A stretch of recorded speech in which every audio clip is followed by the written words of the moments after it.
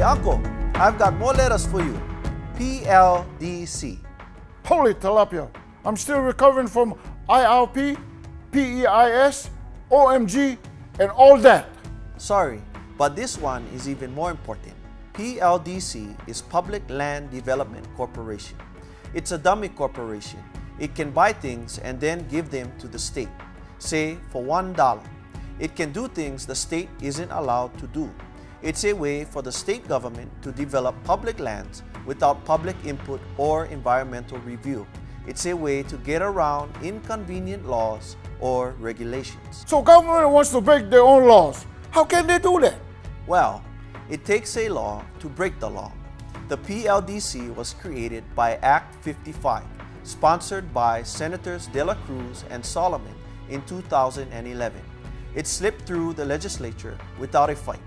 Only 9 representatives and Senator Ihara voted no. I'm not sure they all understood what they were voting for. How can they expect all of us to follow the rules if they break them themselves? That's an interesting question. So this corporation, what do they want to use it for?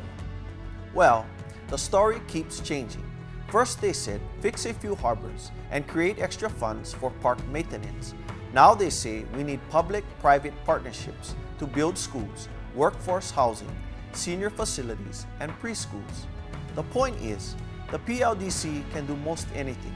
Sell off parks, bulldoze open space and shorelines, put in windmills and the undersea cable, or maybe even develop Hawaiian homelands.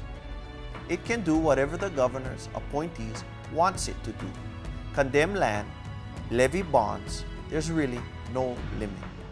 It's so broad, private interests can use it to pluck our state like a chicken. I knew we would get back to KFC, so the people know about this.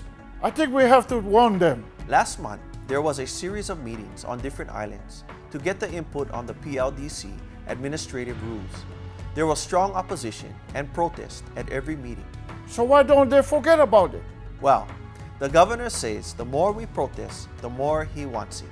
The protesters didn't run for office, and he did. He says he doesn't work for those who speak out. You know, when this governor talks, he starts to remind me of President Nixon.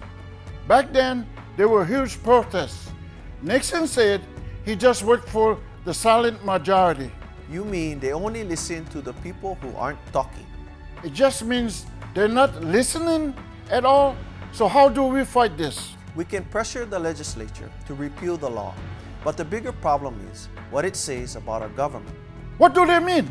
The way I see it, the P.L.D.C., like the environmental waiver that was defeated in the last session, is a confession of failure. Like a bankruptcy, our governor and legislature are admitting they can't make government work. They say they're desperate to cut through government bureaucracy, but bureaucracy is their own staff, and helping staff solve problems for the public is the job we elect them to do. So the enemy they're targeting is themselves. With the P.L.D.C., they're throwing up their hands and saying, let's invite private corporations to do our job for us. Unless we elect people who can make government work, we could lose control of the AINA altogether. You know, before I joined the Army, I worked on a plantation, and that's a hard life. When I came back to Hawaii, I thought them plantation days was over. Now I'm not sure. You might be right, Uncle. If we let politicians sell off our state to big corporations, we could all end up cutting cane for $1 a day. No. Us old people, our lights is gonna go out like this. But first, we have to protect the children and the grandchildren from those pupuli politicians.